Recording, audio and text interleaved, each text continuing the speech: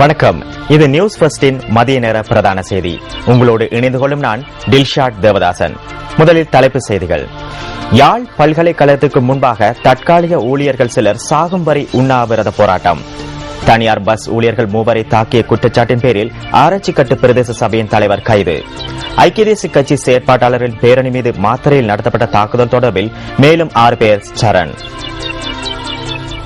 விரிவான செய்தி.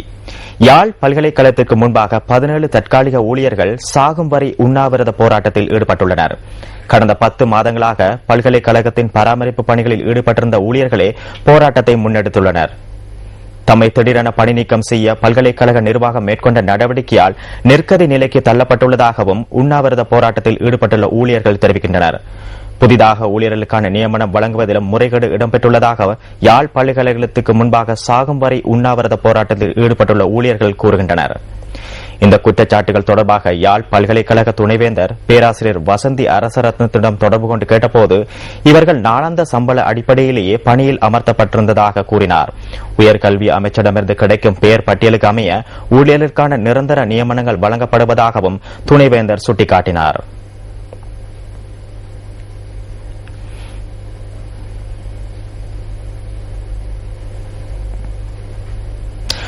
பொதுநலவாய அரசு தலைவர்கள் மாநாட்டின் முன்னோடியாக ஏற்பாடு செய்யப்பட்டுள்ள வாகன தொடரணியின் 20ஆம் நாள் பயணம் இன்றாகும். ரத்தினபுரியிலிருந்து இன்று பயணத்தை ஆரம்பித்த வாகன தொடரணி பலாங்கொடையை சென்றடைய உள்ளது. MTV MBC ஊடக வலையமைப்பு, ஊடகத்துறை அமைச்சு மற்றும் தேசிய இளைஞர் சேவைகள் மன்றத்துடன் இணைந்து இந்த வாகன தொடரணியை ஏற்பாடு செய்துள்ளது.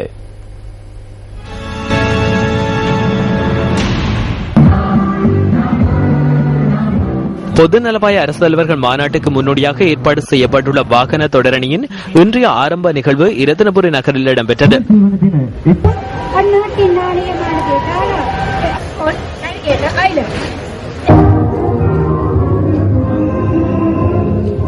சமூவா தீவுகள் தொடர்பில் 3 மொழிகளிலும் சிறு அறிமுகம் வழங்கப்பட்டதன் பின்னர் அதன் தேசிய கொடியேற்றப்பட்டது.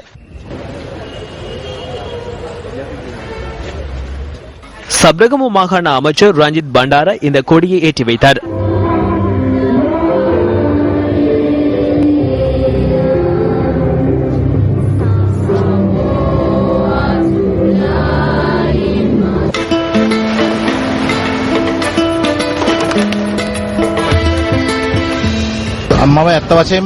இந்த சந்தர்ப்பத்தில் நான் மகிழ்ச்சி அடைகின்றேன். பொதுநலவாய அரசு தலைவர்கள் மாநாட்டை முன்னிட்டு இவ்வாறானதொரு சிறந்த திட்டத்தை MTV MBC ஊடக வலையமைப்பு மற்றும் தேசிய இளைஞர் சபைகள் மன்றம் ஆகியன ஏற்பாடு செய்து இரத்தினபுரி மாவட்ட மக்களையும் இணைத்துக் கொண்டமை தொடர்பில் மகிழ்ச்சி அடைகின்றோம். இரத்தினபுரிக்கு வருகை தந்தமை குறித்து நாம் மகிழ்ச்சி அடைகின்றோம். பொதுநலவாய அரசு தலைவர்கள் மாநாட்டை முன்னிட்டு இலங்கைக்கு பெருமை சேர்க்கும் வகையில் இந்த சந்தர்ப்பத்தில் MTV MBC ஊடக வலையமைப்பு தேசிய இளைஞர் சபைகள் மன்றம் என்ற ரீதியில் இணைந்து கொண்டமை குறித்து மகிழ்ச்சி அடைகின்றோம். பொதுநலவாய அரசு தலைவர்கள் மாநாட்டை முன்னோடியாக ஏற்பாடு செய்யப்பட்டுள்ள வாகன தொடரணி பலாங்குடியை நோக்கி பயணத்தை ஆரம்பித்தது.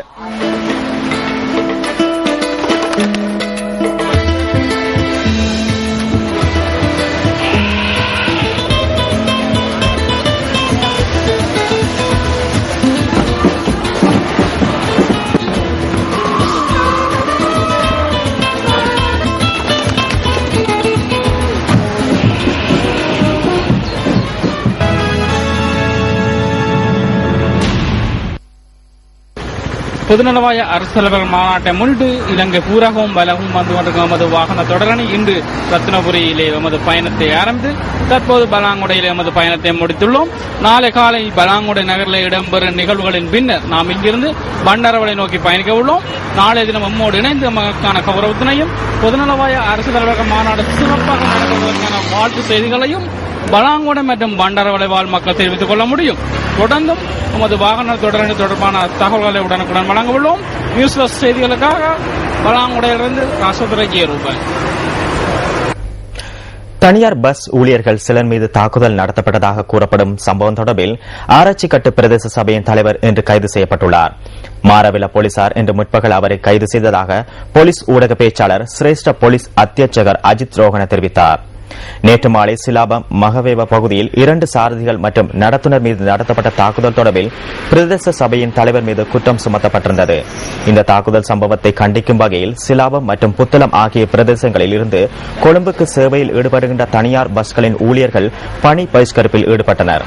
தாக்குதலில் காயமடைந்த மூவரும் மாரவில வைத்தியசாலையில் அனுமதிக்கப்பட்டுள்ளதாக வரையறுக்கப்பட்ட சிலாபம் பயணிகள் போக்குவரத்து நிறுவனத்தின் ஊடக பேச்சாளர் கயான் சமன்புர தெரிவித்தார்.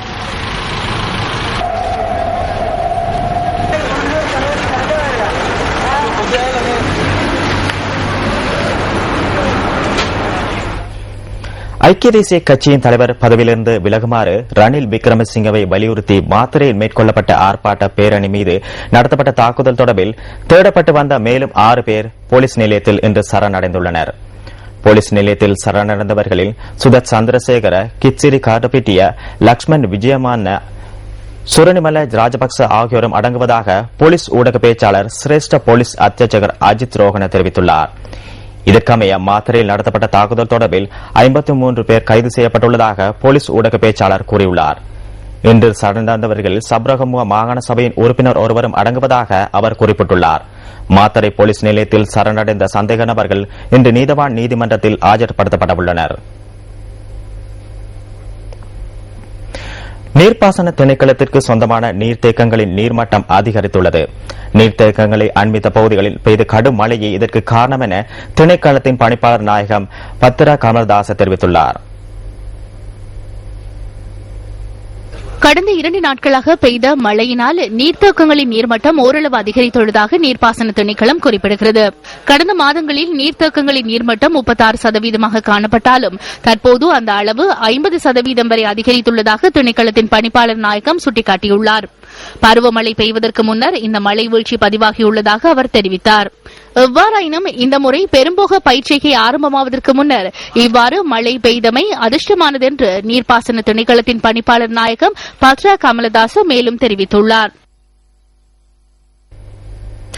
நுவரெலியா நகரை அண்மித்த பிரதேசத்தில் இன்று காலை அதிக பனிமூட்டமான காலநிலை நிலவியது. இந்த பிரதேசத்தில் இடைக்கிடையே பெய்த சிறு மழை காரணமாகவே இந்த பனிமூட்டம் உருவாகியுள்ளது.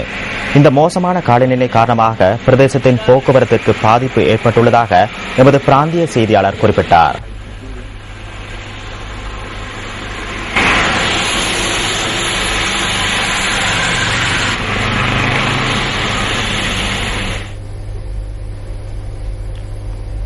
புகையிரத வண்டிகளின் மிதிப்பலகைகளில் பயணம் செய்த 30 பயணிகளை கைது செய்துள்ளதாக புகையிரத பாதுகாப்பு அத்தியட்சகர் சேனக ஜெயசேன தெரிவித்துள்ளார். பயணிகள் மிதிப்பலகைகளில் பயணம் செய்வதால் அதிக விபத்துகள் ஏற்படுவதை கருத்தில் கொண்டு கடந்த சனிக்கிழமை ஆரம்பிக்கப்பட்ட திட்டத்தின் முதல் நாளிலேயே 30 பயணிகள் இவ்வாறு கைது செய்யப்பட்டுள்ளனர் என அவர் மேலும் தெரிவித்துள்ளார். புகையிரத வண்டிகளின் மிதி பலகைகளில் பயணம் செய்வோர் புகையிரத திணைக்கள பிரயாணிகளை கண்காணிக்கும் குழுவால் கைது செய்யப்பட்டுள்ளதாக தெரிவிக்கப்படுகிறது. கைது செய்யப்பட்டவர்கள் கடுமையான எச்சரிக்கையின் பின்னர் விடுவிக்கப்பட்டுள்ளதாக புகையிரத பாதுகாப்பு அத்தியட்சகர் மேலும் தெரிவித்துள்ளார்.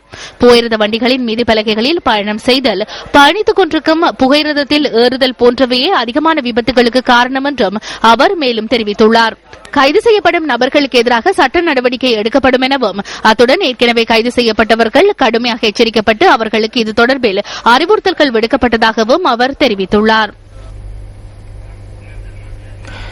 கொரிய மொழி தேர்ச்சி பரீட்சையின் பெறுபேறுகளை நவம்பர் மாதம் 1ஆம் தேதி வெளியிட உள்ளதாக வெளிநாட்டு வேலைவாய்ப்பு பணியகம் அறிவித்துள்ளது. கொழும்பில் அமைக்கப்பட்டிருந்த 6 மத்திய நிலையங்களில் நேற்று முன்தினம் இந்த பரீட்சை நடைபெற்றது. இதில் 20,536 பரீட்சார்த்திகள் தோற்றியிருந்தனர். நவம்பர் மாதம் 1ஆம் தேதி வெளியிடவுள்ள கொரிய மொழி தேர்ச்சி பரீட்சையின் பெறுபேறுகளை வெளிநாட்டு வேலைவாய்ப்பு பணியகத்தின் உத்தியோகபூர்வ இணையதளத்தில் பார்வையிட முடியும் என்று பணியகம் தெரிவித்துள்ளது. இந்த முறை கொரிய மொழி தேர்ச்சி பரீட்சை வெற்றிகரமாக நடத்தப்பட்டுள்ளதாக வெளிநாட்டு வேலைவாய்ப்பு பணியகம் குறிப்பிட்டுள்ளது. பரீட்சைகள் திணைக்களம், போலீசார் மற்றும் வெளிநாட்டு வேலைவாய்ப்பு பணியகம் ஆகியன இணைந்து உயர்மட்டத்தில் இந்த பரீட்சையை முன்னெடுத்ததாகவும் பணியகம் சுட்டிக்காட்டியுள்ளது. கண்டி விக்டோரியா நீர்த்தேக்கத்தில் குளிக்க சென்று நீரில் மூழ்கி காணாமல் போன தேரரின் சடலம் கண்டுபிடிக்கப்பட்டுள்ளது.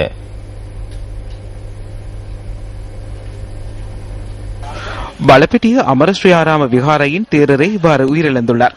உயிரிழந்த தேரர் மேலும் 2 தேரர்களுடன் விக்டோரியா நீர்த்தேக்கத்திற்கு நேற்று மாலை நீராட சென்ற சந்தர்ப்பத்திலேயே இந்த சம்பவம் இடம்பெற்றுள்ளதாக போலீசார் கூறினர். இந்த தேரருடன் நீரில் மூழ்கிய மேலும் 2 தேரர்கள் பிரதேச மக்களால் காப்பாற்றப்பட்டுள்ளனர்.